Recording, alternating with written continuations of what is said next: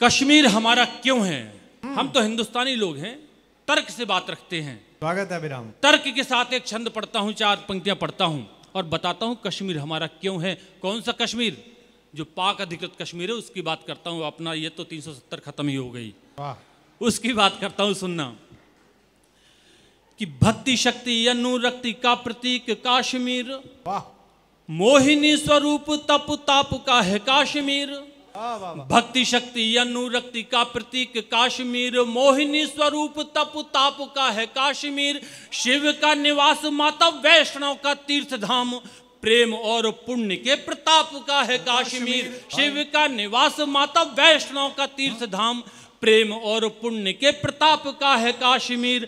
भागीरथ की है तप साधना की भूमि वह, ऋषि मुनियों के मंत्र जाप का है काश्मीर। भागीरथ की है तप साधना की भूमि वह, ऋषि मुनियों के मंत्र जाप का है काश्मीर। सारी दुनिया के आगे छाती ठोक कहता हूँ, इतिहास देखो मेरे बाप का है काश्मीर। सारी दुनिया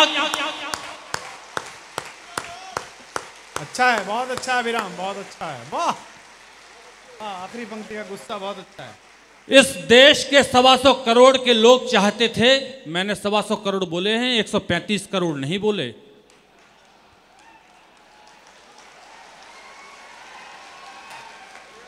इस देश के 125 करोड़ लोग चाहते थे कि इस देश से धारा 370 समाप्त हो जाए। लेकिन मेरे गुजरात के दोस्तों, जिस दिन धारा 370 समाप्त हुई तो 125 करोड़ तो छोड़िए, 545 में भी कुछ लोग ऐसे निकल आए जिसने इसका विरोध किया।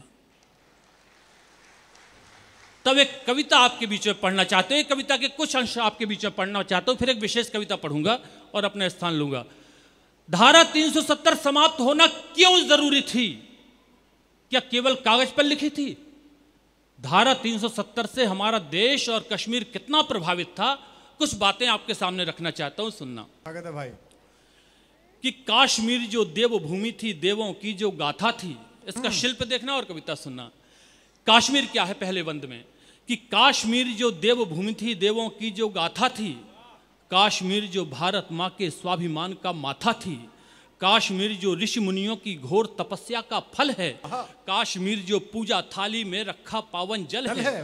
काश्मीर जो औषधियों के बीज मंत्र का अर्पण है। काश्मीर जो स्वर्ग लोक का इस धरती पर दर्पण है। काश्मीर जो नंदन वन है केसर की तरुणाई का। काश्मीर जो वृंदावन है प्रेम ग्रंथ चौपाई का। अच्छा है। काश्मीर जो प्रेम ग्रंथ चौपाई का। काश्मीर वो सिसक रहा था बेबस पड़ा शिकंजों में, तड़प रहा था स्वार्थ वाले चंद लहू के पंजों में। काश्मीर वो 70 सालों बाद दिखाई देगा अब, गलियां गलियां महकेंगी, आजाद दिखाई देगा अब। अरे रौनक रंगत बदलेगी। और एक पंक्ति पढ़ता हूं और अभिराम पाठक इस दावे के साथ पंक्ति पढ़ता है कि इस पंक्ति पर इस पूरे पंडाल में 1 मिनट तक कोलाहल होने वाला है। यदि आपकी वो पंक्ति समझ में आ जाएगी तो, और यदि आज नहीं कल समझ में आएगी तो दावा करता हूं अपने घर में खड़े होकर के आप तालियां बजाओगे। सुनना वो पंक्ति कि रौनक रंगत बदलेगी, रौनक रंगत बदलेगी फिर घाटी की अंगनाई में, और वंदे मातरम गूंजेगा बिस्मिल्लाह की शहनाई में। बहुत अच्छा, वाह वाह वाह वाह वाह वाह।